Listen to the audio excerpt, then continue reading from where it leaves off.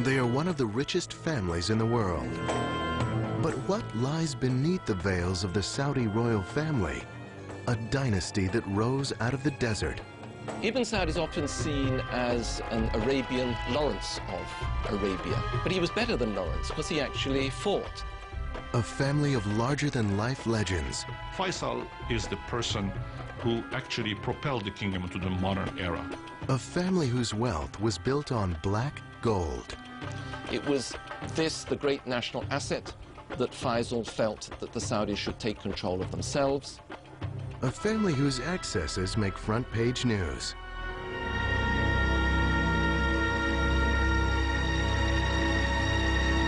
The Saudi royal family has been an American ally for over 70 years. But following the tragic events of September 11, 2001, when it was revealed that 15 of the 19 September 11th terrorists were Saudi citizens, questions arose about the future of this precarious alliance, first forged with the Saudi royal family's patriarch.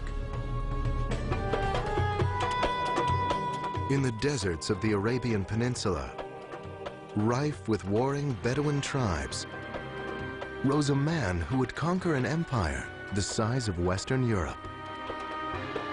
Handsome and charismatic, Abdulaziz bin Rahman Al Saud, also known as Ibn Saud, might have stepped right out of the Arabian Nights. A man of great physical stature, at 6'4" tall, he towered over most of his Bedouin brothers and was a fierce warrior. Ibn Saud is often seen as an Arabian Lawrence of Arabia, but he was better than Lawrence because he actually fought, and his capture of Riyadh illustrates that. Ibn Saud was 26 when he engaged in the campaign that would define his early career. The battle to recapture the town of Riyadh, which had been lost by his father to the neighboring Rashid tribe a decade earlier. In the pre-dawn hours of January 16, 1902, Ibn Saud and his warriors attacked the Riyadh fort and killed the governor. The garrison quickly surrendered, and Ibn Saud reclaimed his patrimony. But Ibn Saud wanted more than to be the ruler of a small town. He was a visionary who dreamt of uniting the constantly warring Bedouin tribes into one nation. Talking around the campfires, the Bedouin liked to joke about Ibn Saud. They said he's got two swords, a sword of steel, the one with which he conquered, and the sword of flesh, which he used once he'd conquered, and would marry the chief daughters of the tribe that he'd conquered, and thus bring that tribe physically into the union of the Saudi family. Ibn Saud would wed 22 wives and father 45 sons, 35 of whom lived through his lifetime. Ibn Saud's other means of ensuring loyalty were insisting that those he conquered become devout followers of the strict Wahhabi Islamic sect. They're the strictest section of Sunni Islam. Until the 30s and 40s, they didn't wear silk, they didn't have flowers in their gardens, they would never use perfume. They were Puritan, they were desert people, and they loved him. They had this fierce religious ideology, the willingness on the part of the Ikhwan, the Brotherhood as they were called, to die in battle. Almost a willingness, a wish to die in battle because they believed they were fighting a holy war. With the Ikhwan, Ibn Saud was able to conquer an area greater than Western Europe. In the early 20s, Abdulaziz Al Saud was able to really take the ideology of Wahhabism, and we might consider today that's the ideology of militant Islam, and to really make it into a political force in order to pull the tribes of Saudi Arabia together. His successes were great, but there would be deep personal losses too. In 1919, at the end of the First World War, Saudi Arabia was struck, as most of the rest of the world was, by the terrible influenza epidemic. They couldn't get medical supplies to Riyadh fast enough to save his wife, one of his most dearly beloved wives, and also his son, Turki, who was particularly admired by everybody who knew him as a future leader. It was a devastating loss. Yet having survived the epidemic himself, Ibn Saud was even more determined to complete his conquest. In 1926, he took possession of Mecca and Medina, the two holiest sites in Islam. This provided him with an important source of revenue, fees from the annual pilgrimage to Mecca called the Hajj. He charged Muslims to make the Hajj to Mecca. They had to pay a fee to be allowed into Saudi Arabia, and that's how he lived, frugally. By 1932, Ibn Saud had conquered the vast territory between the Red Sea and the Persian Gulf. He would name it after his family, Saudi Arabia, and proclaim himself king. However, the Great Depression of the early 30s put Ibn Saud's new kingdom in jeopardy. He watched as revenues from the Hajj dwindled. Far fewer Muslims could now afford the pilgrimage to Mecca. In 1933, when Ibn Saud was desperate for money, he was approached by a representative of the Standard Oil Company of California, offering to pay him $170,000 in gold to drill for oil. Ibn Saud actually said to the British ambassador at the time, "What do you think? Should I take this money?" And the British ambassador said, "Yes, take it, because there's no oil there anyway. They're paying you, these stupid Americans, money for nothing." He summoned someone, asked him about the oil well that was discovered, was told how much oil it was producing and what the oil was worth, and he asked, "Are we going to discover more?" And the other fellow, smiling, told him they're going to discover hundreds more. And he looked at him and said, "Cap it. There is going to be too much money, and too much money is trouble." And it took a great deal to convince him not to cap the first oil well. But before Ibn Saud even had the chance to enjoy this newfound wealth, World War II broke out, severely curtailing Saudi oil production. Many of the American oil drillers and geologists were called into active service.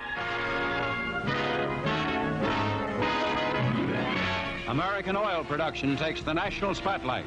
Along with news of our fuel oil shortages comes the fresh warning that our known oil reserves will be exhausted in 10 years.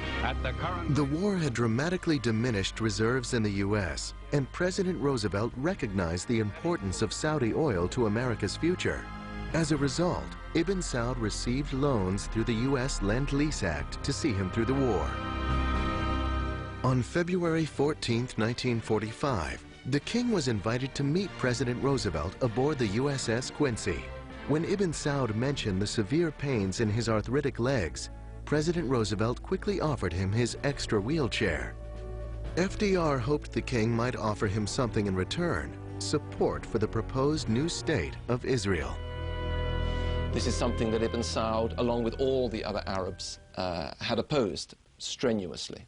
Roosevelt explained the terrible circumstances of the Holocaust and how badly the Jews had been treated by Germany and needed a homeland of their own.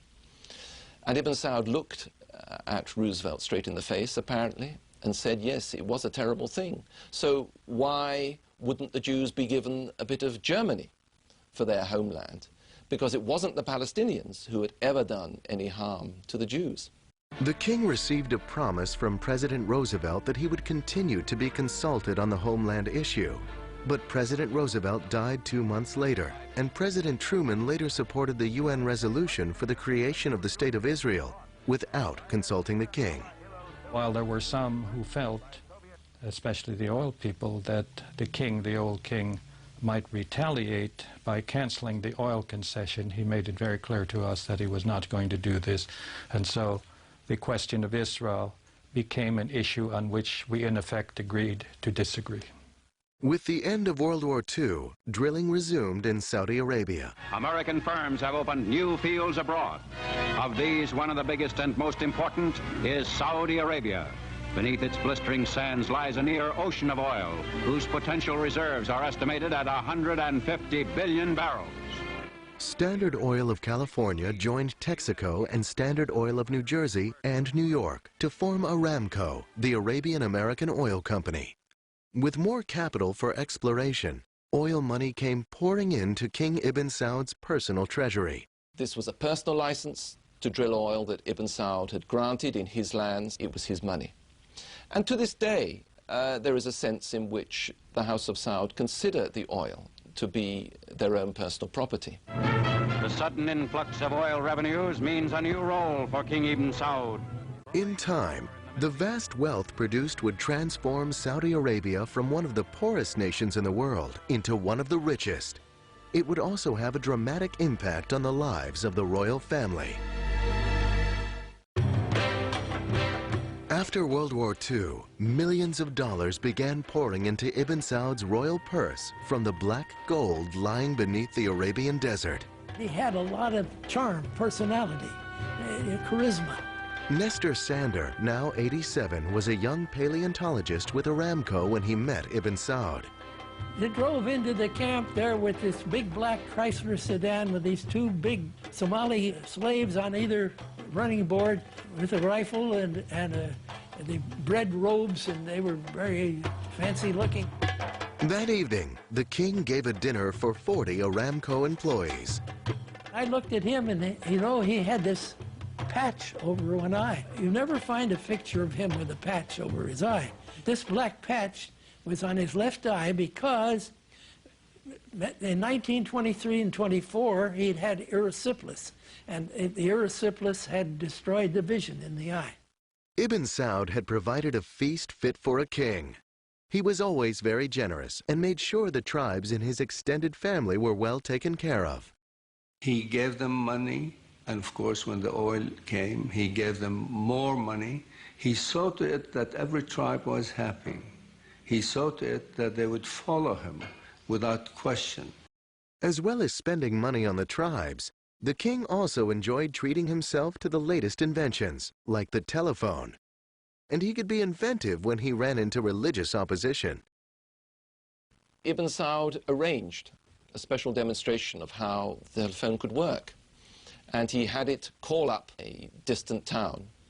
And he said to one religious sheikh, well, why don't you speak on the phone and see what you can hear at the other end? And at the other end, Ibn Saud had stationed another religious sheikh. And so when the religious saw that this work of the devil could in fact be used to make their own communications easier, they changed their mind. But by the early 50s, the king's health was failing. He had severe arthritis, was blind in one eye, and was scarred from his many battles. Knowing that his health was failing, Ibn Saud made sure his kingdom would stay in the family. In the last years of his life, Ibn Saud relied very strongly on his two eldest surviving sons, Saud and Faisal. But most people who knew the two brothers knew that the second brother, Faisal, was the one who really had it in his head, the one who had the political ability. And so, before he died, Ibn Saud is said to have brought the two brothers together and asked that although one would obviously become king, that was Saud, and the younger one, Faisal, would become crown prince, they should see themselves as a partnership and should work as a team. On November 9th, 1953, Ibn Saud died in Faisal's arms at the age of 77. He was laid to rest in a simple, unmarked grave in keeping with Wahhabi tradition, which prohibits elaborate rituals. The simplest of ceremonies for a man they called the Lion of the Desert. He wanted to attain modernity for his people while keeping his society as it was in the earliest days of Islam. This is a tall order, but it's a formula that he perfected and that enabled Saudi Arabia to maintain its puritanical religion and at the same time accept modernity that has come through to this day, I believe. And I think that was it showed amazing vision on his part. Yet only a decade later, his son, King Saud, would come dangerously close to destroying everything his father had achieved. Saud was known as a mismanager. He was not what we would call a successful manager by modern standards. The country ran into huge deficits. He had a reputation for being more interested in the leisurely lifestyle than in the running of a country. King Saud turned out to be the most disastrous of the kings. No one has ever been quite able to figure out what he was motivated by, other than his own personal pleasure. Saud eventually built 10 palaces and in 1 year ran up $5 million in food bills alone. He gave solid gold watches to visitors with his portrait. They became known as Mickey Sauds. Even with millions in oil money pouring into the treasury, the lavish lifestyle of the king had put the country in debt. The royal family was upset with his excesses and also with his support for Egypt's president, Gamal Nasser. They were worried about Arab socialism, and they were worried about Nasser's connections with the Soviet Union. The Saudis are deeply religious, consider communism, generally speaking, as atheism. President Eisenhower was concerned as well. To break Saud's infatuation with Nasser, in 1957, he enacted the Eisenhower Doctrine, which promised military and financial aid to any country fighting communist aggression. Eisenhower and Dulles had the idea for a time that Saud, representing the Saudi state, which was receiving more and more oil income, might be a useful counter to Nasser in the Arab world. America's military and economic aid dampened Saud's enthusiasm for Nasser. In 1957, Eisenhower invited Saud to visit the White House. When King Saud arrived in Washington, D.C. with his entourage, they stayed at Blair House. The king's servant was overheard commenting, "The U.S. president must be a poor man because he has such an old place for his guests to stay in." If King Saud wasn't everyone's choice of favorite house guest, his young son Mashour had stolen the hearts of Americans. The king had brought his son to receive treatment for polio at Walter Reed Hospital. Mashour was Saud's 24th son, and perhaps the only area where Saud excelled over his father, Ibn Saud, was in procreating. He was to sire 52 sons and 55 daughters. When visiting the United States, King Saud had been gracious and charming. But at home, his behavior was becoming a major embarrassment, and his excessive drinking had taken a toll on his health. He simply was not up to running a country that was rapidly moving from the 7th century into the 20th century.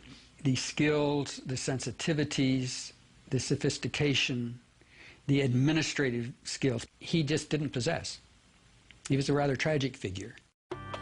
The family council decided it was time for Crown Prince Faisal to assume the responsibilities of governing and appointed him prime minister. But in 1960, Saud sought to regain his power. The family acceded to his wishes, hoping he would rein in his lifestyle and finally take charge. But after 4 more years of huge deficits, in 1964, the royal family called upon the religious council, the ulema, to make a final decision as to who should rule. Saud was deposed and sent into exile in Greece. He would die 5 years later in 1969 at the age of 67. Crown Prince Faisal was named the new ruler of Saudi Arabia. King Faisal, I think you could almost call him the idealized king. He was tall, he was very distinguished looking, much more educated and worldly than any of the predecessors. The royal family now put their faith in Faisal to restore the health and wealth of the kingdom. In 1964, the royal family of Saudi Arabia declared their monarch, King Saud, unfit to rule. In his stead, they chose the heir apparent, King Faisal. Personality-wise, they were so different. Intellectually, they were so different. Saud, the last thing one would ever have said about him was that he was an intellectual. That wasn't his interest. Faisal was very well read, paid attention to all kinds of things. He was a very wise, able man. Faisal had been groomed all his life for the top spot. As a young boy of 14, he was singled out by his father, Ibn Saud, to make a trip to Europe. When he was only 25, his father appointed him foreign minister. He was a very modest, a very humble man. I remember his once saying to me, one should always listen twice as long, twice as much as one talks. In 1945, he was in his late 50s and had left his down to earth, extremely willing to fit in Mayboy life behind. I understand that when he was a young man, he was a bit of a libertine at times. I can't say how much or just where, but that was what the stories were. Certainly, by the time I knew him, he was anything but. Faisal's first challenge was to save a failing economy. He initiated tough reforms, warning princes that they'd have to tighten their belts and lower their expectations. He initiated an ambitious 5-year economic plan, building schools, hospitals, and irrigation projects. Faisal, more than any other king in the kingdom, is the person who actually propelled the kingdom into the modern era. And he did it even to the risk of bringing television into Saudi Arabia. There were actual demonstrations against this wicked Western invention that would bring these ghastly soap operas showing the decadence of the West into the Holy Land. King Faisal insisted that this was an innovation which, under control, could actually enhance education and pushed it through. Faisal was a tough taskmaster, but he was equally demanding of himself. The man would work 12 to 14 hours a day, receiving petitions, seeing foreign diplomats, meeting with his cabinet. So he was unlike any other Saudi ruler I have known. He was a creature of work. Faisal had already begun initiating reforms when he was the prime minister under King Saud, including eliminating slavery in 1962 when pressured by President Kennedy. President Kennedy supposedly said to Faisal, "Your Majesty, you're going to deny this, but there are slaves in your country, and I want them freed." And they were freed as a result of this meeting. He was the cleverest king they ever had, and in some ways revolutionary. And I'll give you an example. Girls' schools didn't exist until Faisal became king. And when he opened the first one, there were a lot of protests from the ulamas and everybody else. They wanted to tear it down, and he stood his ground and got away with it. Faisal understood the need for keeping the Bedouins and the religious leaders happy, and he fully enjoyed taking part in traditional Bedouin customs. Faisal had no difficulty dealing with the religious sheikhs because nobody could say that Faisal was not a holy man, rather an austere character who rejected big plush bedrooms to sleep on a simple bed. By the 1970s, the economy was on the upswing. The demand for oil had exploded. Everything seemed possible. I mean, it just seemed a cornucopia that, you know, was going to be there forever. In 1974, Faisal directed his oil minister, Sheikh Yamani, to negotiate a 60% ownership of Aramco. Saudis started to run the oil fields. It was this, the great national asset, that Faisal felt that the Saudis should take control of themselves. It jerked Saudi Arabia out of this medieval past and threw them onto the center of the world stage because they were producing so much oil, so much money was coming in that they had to spend this money in order to keep the international economy going.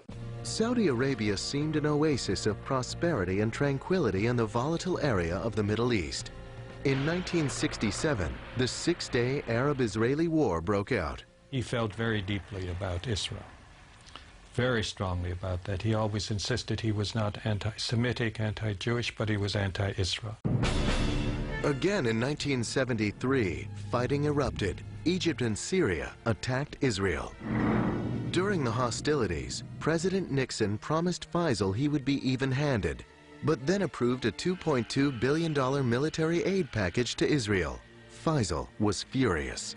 Having gotten this message that we're going to be even-handed, and 2 days later saying, and we're going to give $2 billion to the Israelis for military aid, was a breach of trust, personally.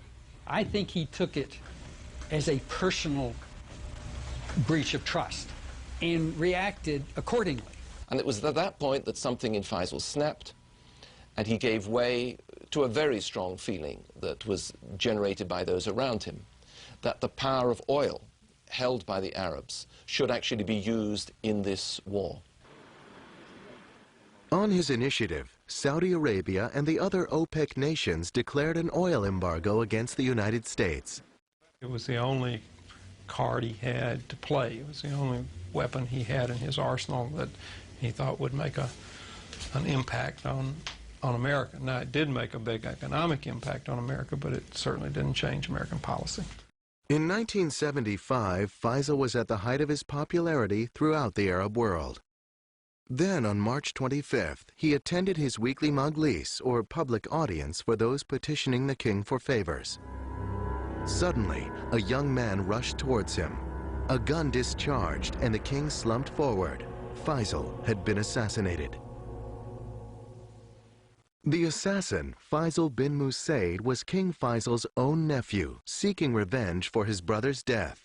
The assassin was the brother of a rather unstable prince who had been involved in demonstrations against the new television stations. Faisal had ordered troops to suppress these demonstrations. They had exceeded their warrant. They had shot a number of the demonstrators, including this young man. I was so horrified, I still am, to think a man of that caliber, a man of that dream, a man of that desire to make things better had to reach such a horrible ending. When Faisal was killed, Saudi Arabia genuinely went into mourning. You know, the man who made sense and finally became king is gone. They knew nothing like him from within the family. They respected him. Only 3 months before he was killed, Time magazine had named King Faisal Man of the Year. Faisal's murder was the second severe shock to the House of Saud in only a decade. The royal family once again had to decide who should lead this vast and complex country.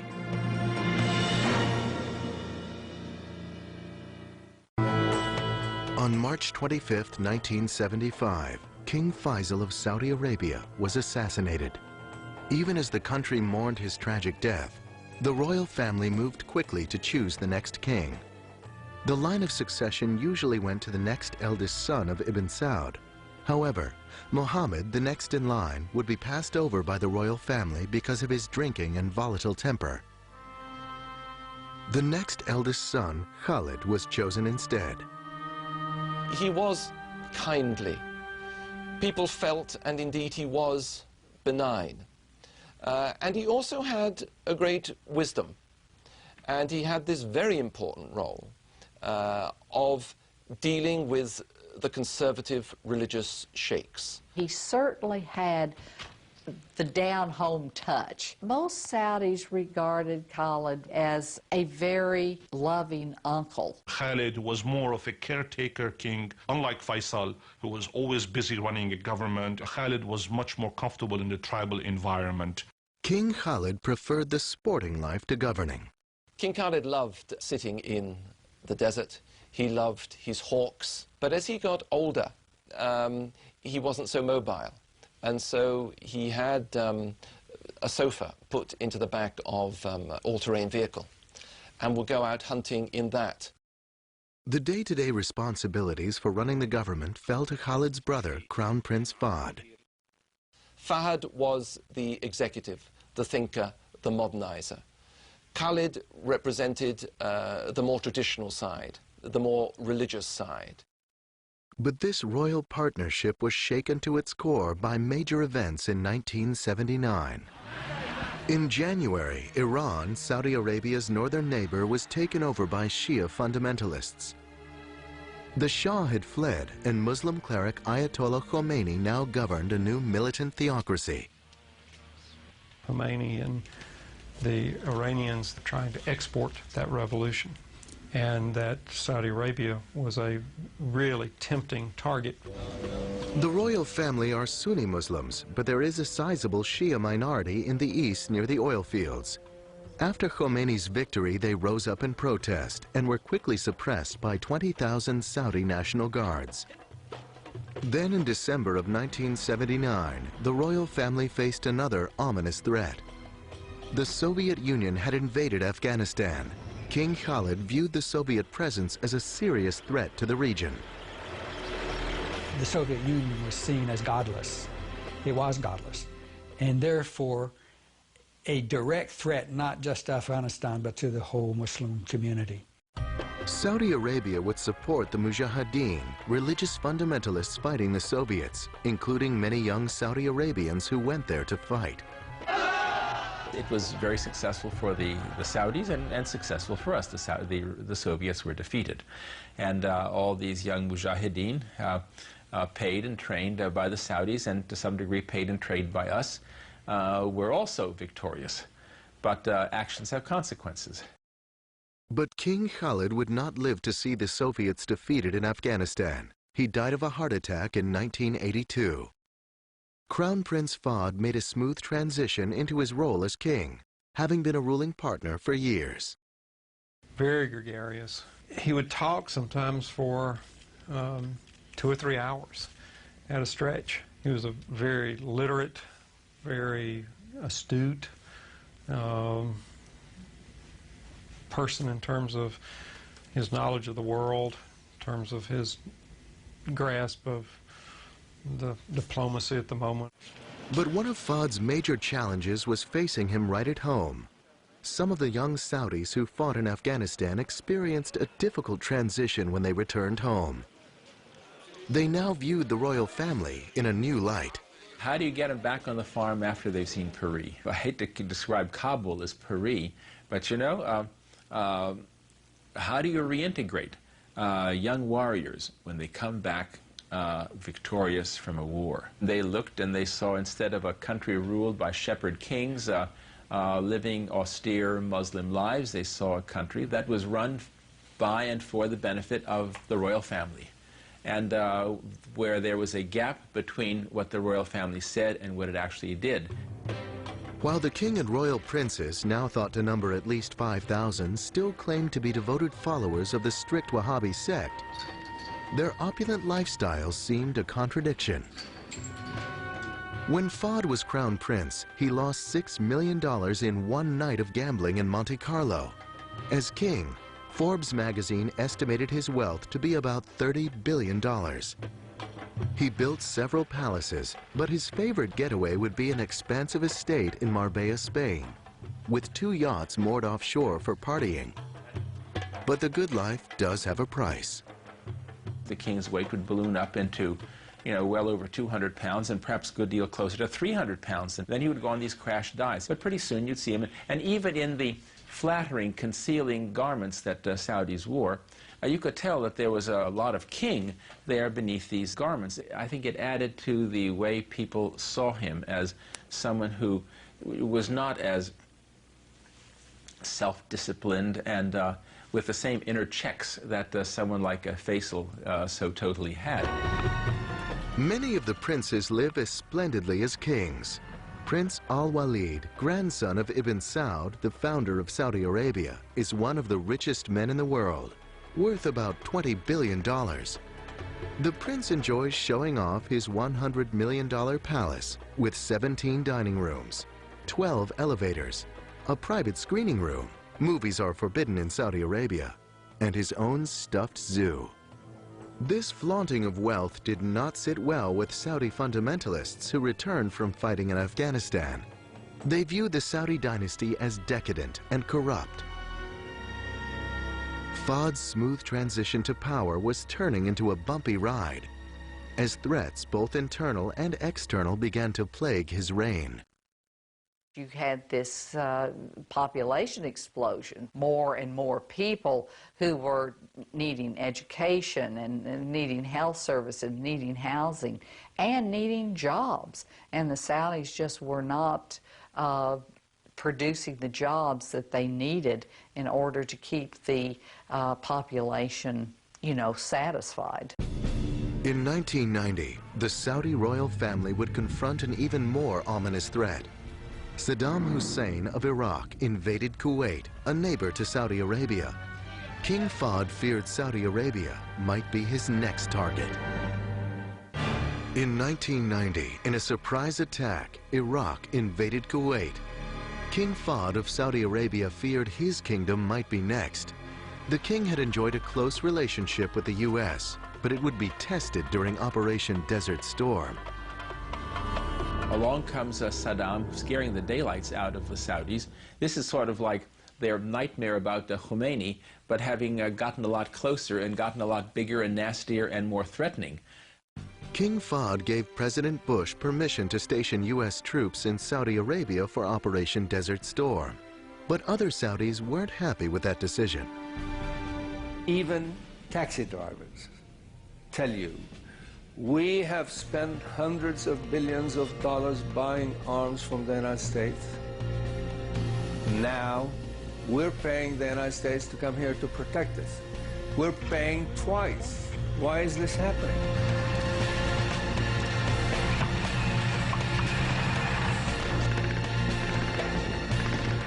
After Iraq's defeat, 5,000 American soldiers remained behind in Saudi Arabia.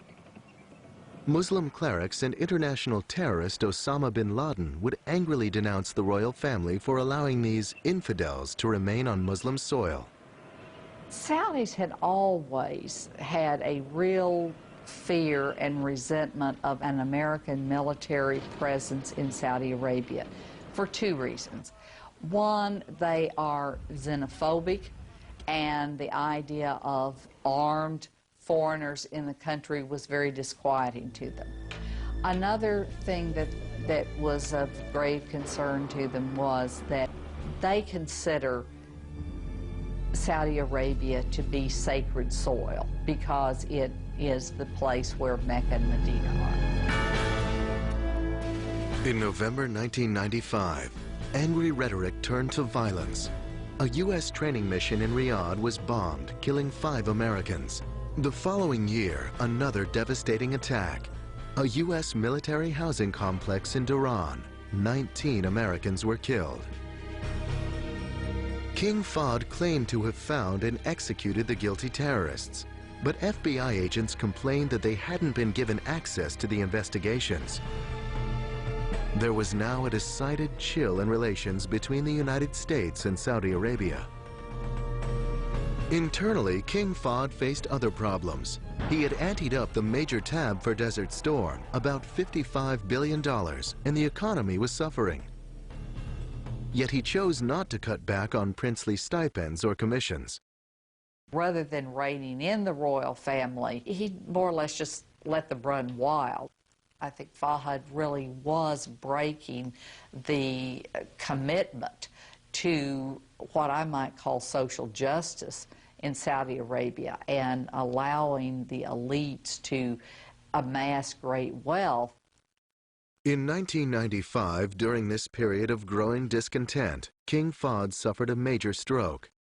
Since then, he hasn't been well enough physically or mentally to run the government. Crown Prince Abdullah has been running the government and will become the next ruler of Saudi Arabia when Fahd dies. Abdullah is the right man at the right time. He has maintained his ties to the traditionalists.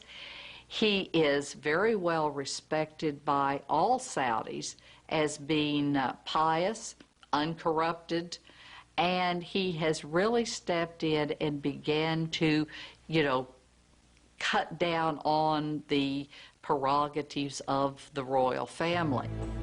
Abdullah is well aware of the challenges facing him at home.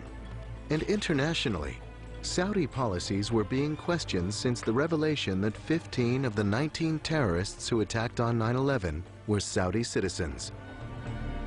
In 2002, families of those who perished brought a $1 trillion lawsuit against Arab banks, charitable organizations, and 3 Saudi royal princes, including Prince Sultan, the defense minister, and Prince Turki Al Faisal, ambassador to Britain. The lawsuit charged that they had supported terrorist groups like Al-Qaeda, responsible for the attack on the World Trade Center and the Pentagon. Although we cannot prove that high-ranking Saudi officials committed this atrocity, we know for a certainty that they were the terrorists' travel agents who delivered them well-fed, well-trained, and well-equipped to the World Trade Center that day. The lawsuit added to the already strained relations between Saudi Arabia and the United States, and the royal family threatened to take billions of its assets out of America. And unlike 1990, when they had allowed the United States use of its air bases during the war against Iraq, in 2002, Crown Prince Abdullah said no to the U.S. unless the attack was sanctioned by the United Nations. After 70 years of interdependency trading oil for security, it seemed the royal family and the United States had reached a critical turning point. No one could predict the fate of the Saudi family.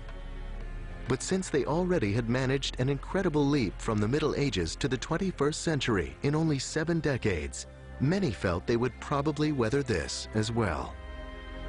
This is a vibrant society. It has its problems, like all societies in the world, but it is not a failed society.